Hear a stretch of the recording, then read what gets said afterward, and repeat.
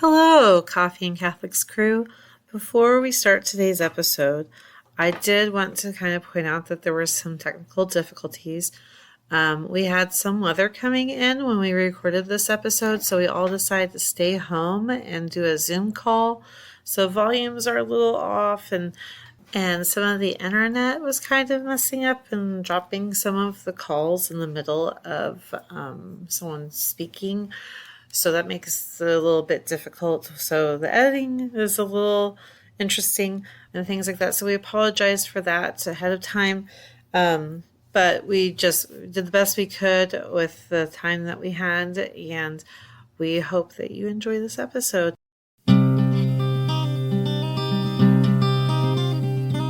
Hello and welcome to Coffee and Catholics, a Catholic women's talk show podcast.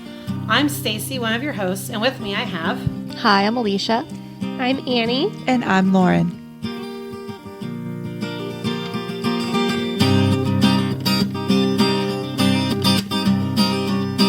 Hello and welcome to Coffee and Catholics. Today we're getting together to record, and earlier this morning we had heard that Carlo Acutis is going to be canonized. Yay! And being a podcast, we thought who better to do an episode about. And so, so we kind of just decided that that's what we were going to talk about today. We were going to talk a little bit about him, how he's worked in our family's lives, and just be like celebrating that he's going to become a saint, because that's way cool. To start us off, I'm going to go ahead and read just a little bit from the Catholic Sprouts, Stories of Holy Communions. They have one of their saints that they talk about in the book is Carlo Acutis. And it says, Blessed Carlo, soon to be saint, woohoo! Carlo Acutis was an Italian teenager who loved soccer, computers, video games, and hanging out with friends. Above all else, however, Carlo loved Jesus present in the Holy Eucharist. So then it goes on a little bit to talk about how he would go to Mass every day, and because he wanted to receive Jesus in the Eucharist. And during those years, his parents saw how deeply he was devoted to Jesus, and their hearts changed.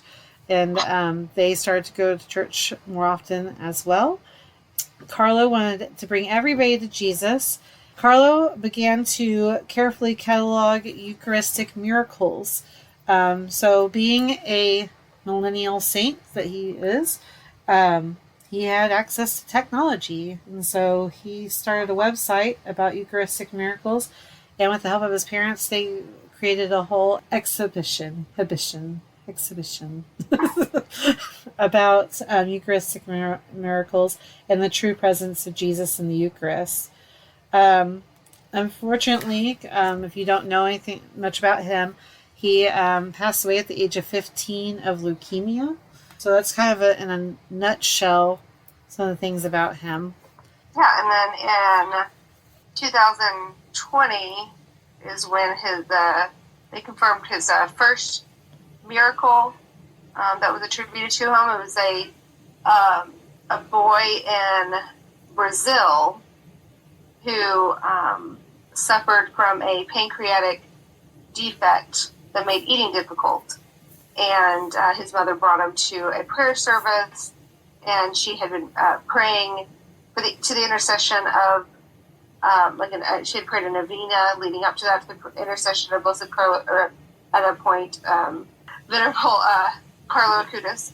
And during the service, they asked that he should not throw up as much, is how he asked. Or he prayed, and immediately following the service, Matthias told his mother that he felt healed and asked for solid food when they came home. And until then, he had been on an all-liquid diet. And that was in 2019, and then it was investigated and confirmed in 2020, which led to his beatification.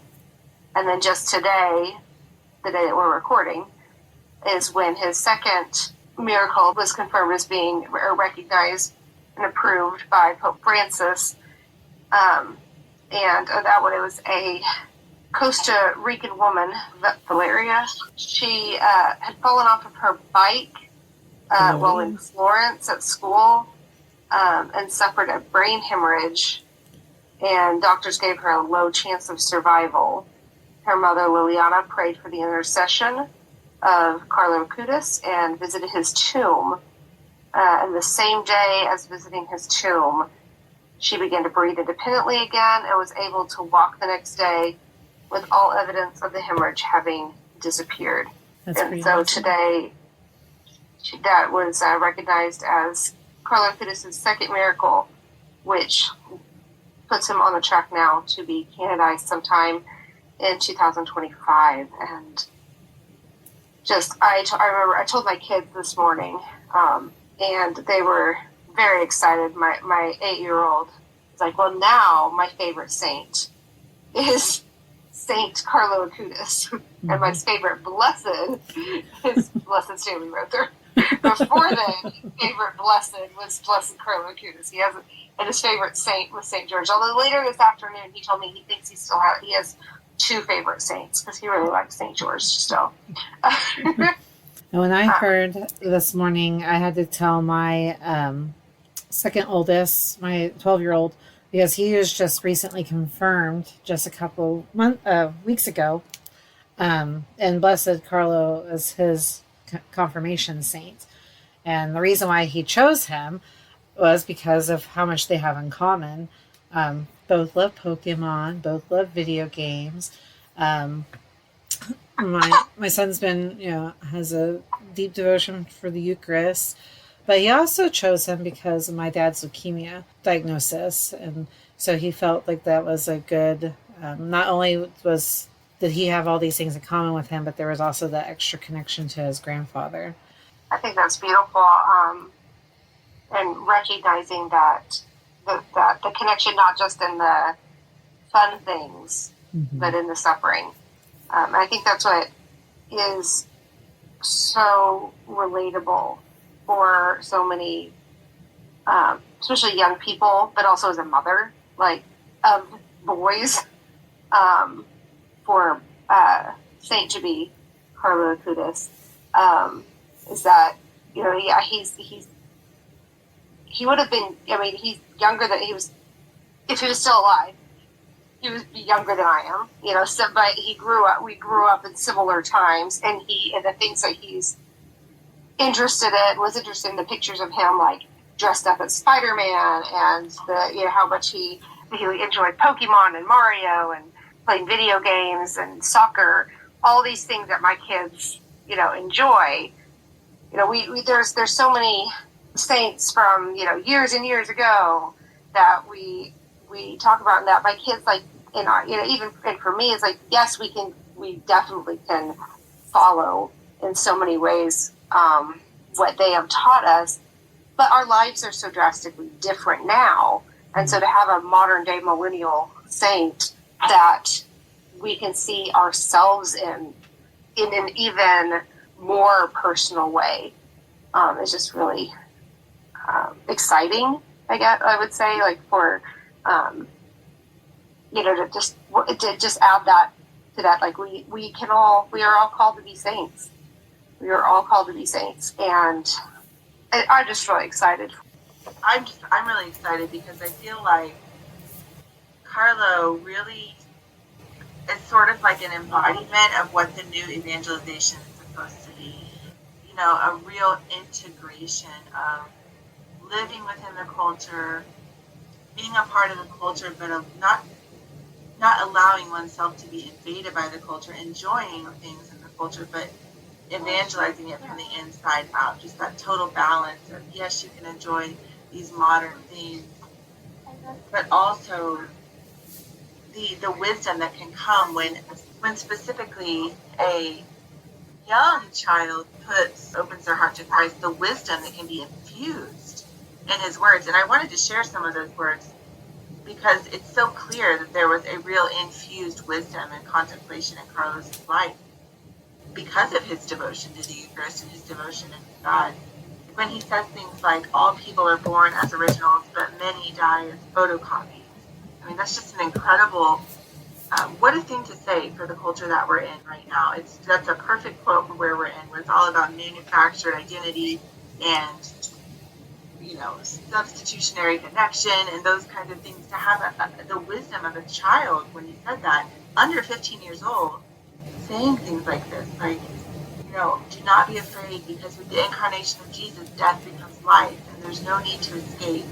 In eternal life, something extraordinary awaits us. He would say things like, not me, but God.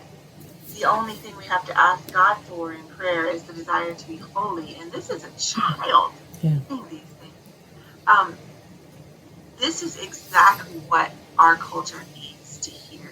That you don't have to be a grown-up, and you don't have to be super developed in your faith and have this deeply invested theology to become a channel of the grace of God, to become a fully integrated human being. I mean, this is what we need as millennials, and I'm an elder millennial, so I'm really kind of on the fence between Gen X and millennials. But for our children and for our families in particular, as we have these preteens and teens coming up the pipe, having someone that they can look up to is just so amazing. Yeah, I loved this quote attributed to him. I wish the quotes are finding. They don't tell me how old he was when he said these. I would love to see if I could find that out on some of these. But holiness is not a process of adding anything, but of subtraction. It is a removal of myself to make space for God. Like straight up orthodoxy. Right so beautiful. Yeah, I'm just thinking, like, if one of my kids, one of my boys, jumped in there, like said something, like they say some deep stuff sometimes, but like how I would just be flabbergasted. I'm just thinking of like how amazed his mother must have been with him at all moments, like with these things of like, and how St. Louis and Saley Martin, like the parents of those of these saints that they've raised, like what I want to know more about his mother from these now. Like what was she, what was she like, and how did she help guide him? So how can I help guide my kids to be more like Carlo, and myself? How can I myself be more like him? Yeah, sorry. No, it's tricky when we're on Zoom, listeners, because we're trying to read each other's cues and we're learning. We have some weather coming in OKC, so there's a lot going on here, so we're trying to all be safe at home. But the cool thing about his parents is that his parents were nominal Catholics, okay? Like priesters. They weren't really serious about their faith until after he died. This kid came out of a home that wasn't a home that you would typically think would produce a saint. I have that in air quotes. This child, of his own volition, responding to God with a nominal Catholic bringing, just the basics, right? Mm-hmm. Begged his parents to take him to Mass every day. So it's encouraging to me, because I think of all the ways that I fail to do my duty toward my children and my Catholic example to them. And I think, well, there's grace for that, because look what happened with Carlo Acutis. I feel like there's so much we could learn from his life. His very ordinary parents, who weren't just extraordinarily Catholic-y Christians, they didn't really have a real strong faith until all of this happened with him. Mm-hmm. I remember, as you said that, reading that now. So, but thank you for adding that in. Like that is really, it is a really encouraging thing as a parent. And I mean, no, I don't want to just be a nominal Catholic, but even with all our failures, with all the things that I constantly am dropping the ball on, or where I feel like I'm traumatizing my kids, or what giving them reason for therapy as an adult, that knowing that it really isn't about what I do.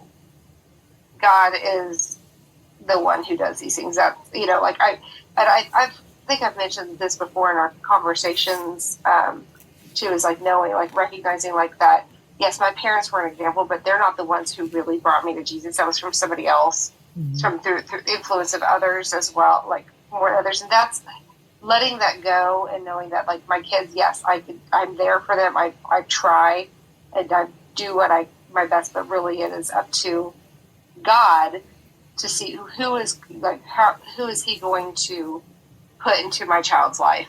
And just really like letting that go and say, okay, I'm doing what God wants me to do as best I can, but in my failures, he's gonna pick up for that. Like, it's that subtracting, it's that removal of myself to make space for God. And that's within my own life or my personal life, but also in my family. Yes, we're obviously not going to like ditch my family and remove myself. But recognize that it's not filling the empty space with my own ideas of what their faith should be like. God fill that space and reach them. Well, one of the things, since you guys are bringing up his parents, that it reminded me, because Annie had sent us a link to a news article, which actually had a little video with it, and we can put that in the show notes too. But Carlo's parents took him to the hospital thinking he had the flu, and he told his mother that he was not going to make it through. When they found, he told her that he was going to die, and that he would still let her know that he was around. And he died a week later. And so, like, I don't think people know how fast, like, they found out about his diagnosis and how fast it was.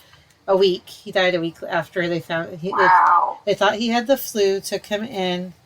Found out he had leukemia. He died a week later. So he must have been sick for a while and just didn't know. Oh my God. But just that whole, like, you said that his parents kind of, came back to the church, grew in their faith afterwards, but he even told them that he was going to help them do that. Like, that was in the video. Wow. So, I mean, the part about a week later, that was still in the Catholic Sprouts book, but the video part, his mom talks about how he told her he wasn't going to survive and that he would let her know that he was okay. So. Wow. I didn't realize it was that fast. Yeah. I think that kind of what you were talking about, Annie, about just letting that empty space be empty space for him to fill instead of rushing in with your own ideas of what you think maybe you should be doing that aren't necessarily inspired by God. And I'm overlaying what you said a little bit. But I think what his parents did do that's obvious, if you look at their actions, is that when he asked them to get him to Mass or allow him to go to Mass, they let him. Whether they wanted to go or not, they took him. They were involved in that in some capacity, and that shows me that even when your own faith is underdeveloped or wavering, or just when you're in a spot where you're just dry, just that yes to the Lord, that yes of obedience, when you see God drawing your children, just that little yes that you can make, all those little yes added up in Carlo's life. And that's really inspiring to me. Yeah, just to Annie and Lauren's point about, being the parents, like, it's our duty. Like, we are the main teachers of our children, and so we cannot give ourselves an out. Like Annie was saying, we can't give ourselves an out and be like, oh, well, God's got this. Like, my kid will be fine. We're going to be held accountable for that if we just drop the ball and we don't do anything for our kids and stuff. Like, effort is necessary. But God also knows your heart. Like, if I guess what I'm trying to say is, if I know that it's important, but then I just go, oh, well, God's got it. Look at like what happened with Carlo. And I drop the ball because I'm lazy. Then I might be held accountable. But, like, you just don't know. God knows your heart, basically. Yeah, I was letting my kids watch the video about him today that Annie sent. And especially my oldest just kept looking over at me, like, astonished, like, what? Like, because they found out that, he made, I'm sure you guys have talked about this already, but he made the website when he was 11 years old. And, he went to daily Mass, and my son was just looking at me, like, amazed that this kid was doing these things. And so I thought that was just kind of a beautiful beautiful way of impacting my son's heart, because he has been growing kind of in his relationship with the Eucharist, and I want that to be such a strong relationship for my kids. Yeah, I just think I think it's wonderful to see somebody. So what I was telling my kids was that, like, and again, maybe you guys talked about this, but that it can often seem like, to a lot of people, I think that, like, the saints are like these old dead people who who have these lives that are just unattainable. You know, like we cannot be them. You know, I remember my kids and I were watching a video about Saint Therese, Little Flower, and how she was kind of talking about that, about how, you know, I can't be all these things that these great saints were, so what can I do? I can do the little things. And it seems like Carlo kind of took on that little way a bit. But he took on that way a little bit and, you know, did what he could.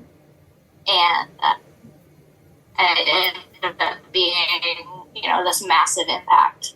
And I want my kids, and it's a beautiful example to me as well, because oftentimes I don't feel like I'm not doing things big enough, you know, like I'm not doing what God wants me to do. I must not be, because I'm not, you know, doing all these big things that everybody sees and everybody recognizes to bring them to God. But it's in the little things that you do, the little acts of love every day. And, you know, most of all, loving Christ and sharing his, like, loving him by sharing his truth. And at least a large part, that can really make a big impact in the world. Yeah, you were talking about sharing the truths, and we've talked about on this podcast a lot about how a lot of Catholics don't believe in the true presence of Jesus in the Eucharist. And a couple episodes ago, I talked about the Eucharist and being a wedding feast and everything. And there's a couple quotes of his that just seem to be, like, drive that home, that, you know, Jesus is present, and the more we're with him, the holier we become. The one quote is, "The more Eucharist we receive, the more we will become like Jesus, so that on earth we will have a foretaste of heaven."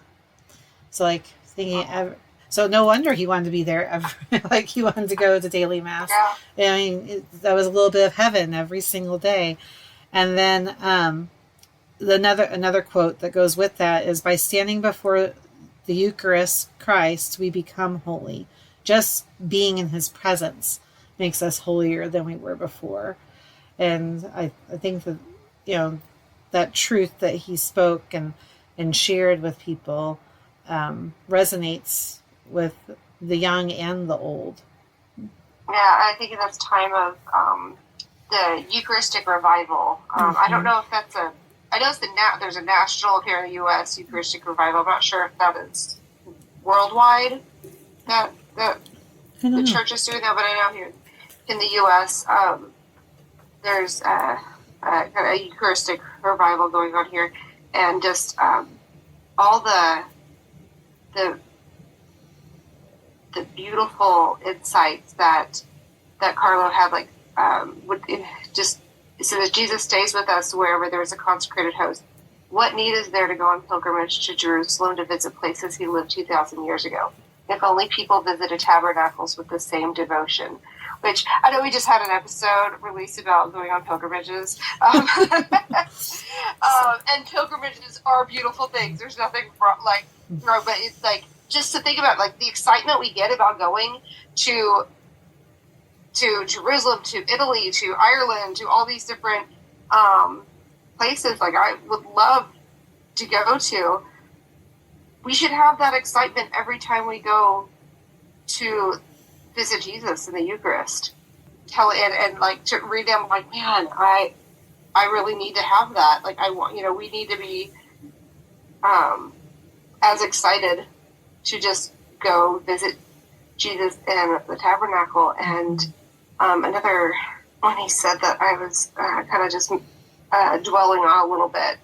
Perhaps people really haven't yet understood Jesus is present among us in his very body, just as he was during his mortal life among his friends.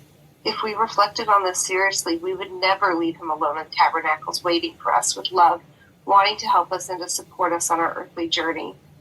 And I just like all these things, like everything he's saying, I'm like, yep, that's that reminder for me.